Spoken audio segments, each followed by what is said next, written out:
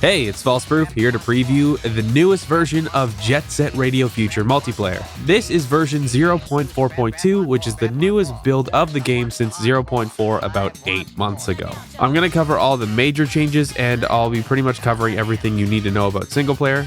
All of the updates, including everything about multiplayer, will be in the description. I gotta start off by saying that if this is the quality we're gonna get from an alpha version of JSRF Multiplayer, I don't really know if we need a remaster of Jet Set Radio Future. I'm just saying. Let's go over the new content that's been added in 0.4.2. There's 3 new levels to try in all sorts of game modes. 2 you might recognize, and 1 that's definitely new. Shinjuku Station is another terminal style level, but it's also under construction, which means you can go grinding up through some unfinished work sites after exploring the streets of Shinjuku. I really like it a lot. It's got the sunset hue of Rokaku Dai Heights and Kibogaoka Hill.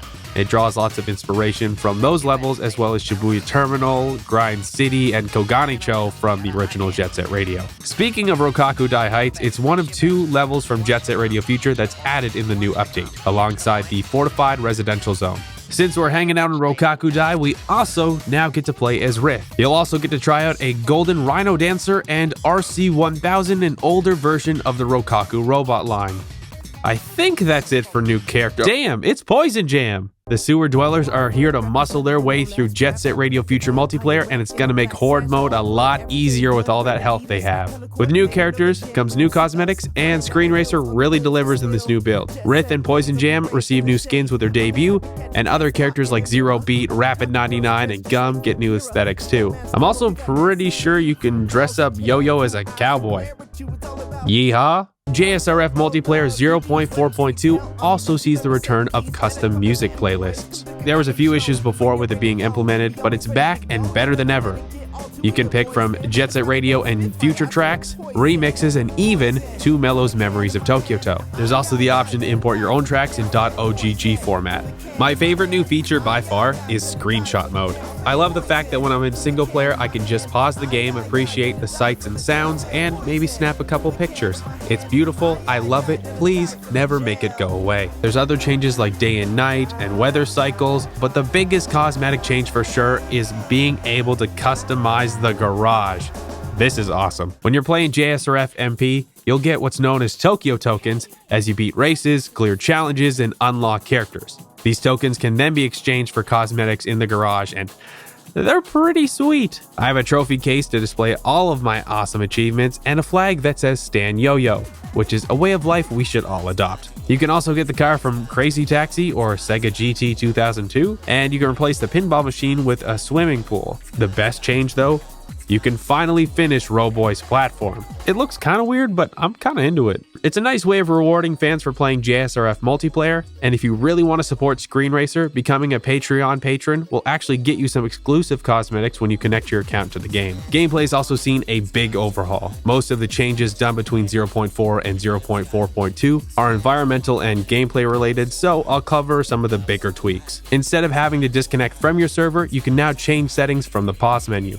Very useful. The stats in JSRF MP are now much more faithful to the original game, although with so many new characters added, there's probably going to be a lot more overlap when it comes to stat distribution. There's a few changes to some game modes and even some new ones added. Challenge mode has added 2 new challenges, Bomb Defusal and Flood, both in the Fortified Residential Zone. In Bomb Defusal, you're deactivating bombs like you would in the regular story. Flood fills the entire area with water, and you need to make your way up to the top without drowning. Unfortunately for me, Flood only works in PvP, so whoever's left standing will then fight it out at the top of the level. Horde mode has seen some optimization changes, and you're now able to fight Rokaku in Shinjuku Station, Chuo Street, and 99th Street, which should add some good strategy because of all the tall structures. There's also now an infinite version of Horde mode called Last Stand. Jet Crush also makes a return from the original Jet Set Radio. It's a race to see who can spray graffiti first. With all these updates, it's really starting to feel like an expanded Jet Set Radio future. The issue is that it's not quite there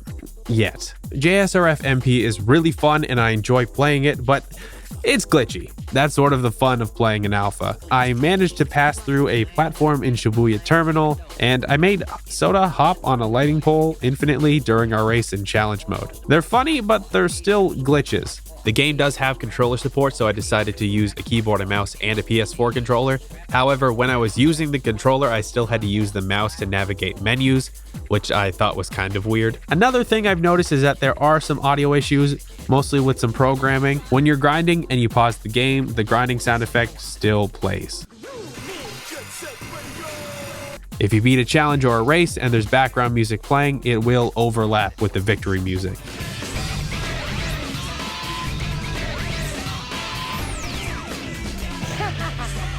Cutscenes are even weirder. If you pause a cutscene, the audio plays, but the video desyncs, so you could play the entire audio from the scene and then have to watch the video before you can start playing. Now, to be fair, I do pick these things out from having worked in sound, so I do know that it's simple things that will be fixed easily. The gameplay has a couple things I'm not too keen on as well. Obviously, the camera will start to autofocus as soon as you stop, whereas in Jet Set Radio Future, it autofocuses when you start moving again. The map is also kind of weird to read, although to be fair, that's really not a new thing with Jet Set Radio Future. These are minor things I noticed, and after talking through any of the game issues I had with Screen Racer, I know that once I mention these, they will be polished up soon. Screen Racer has put in a whole ton of work. I'm very impressed with it. This is pretty much what I've wanted from a Jet Set Radio Future PC port. And I think that once this actually gets released, version 1.0, it's going to be a really amazing Jet Set Radio experience. So yeah, thanks for watching this video. Version 0.4.2 might not be out when you're watching this, but I will link the Game Jolt page so you can try out the previous version and then get 0.4.2 when it drops.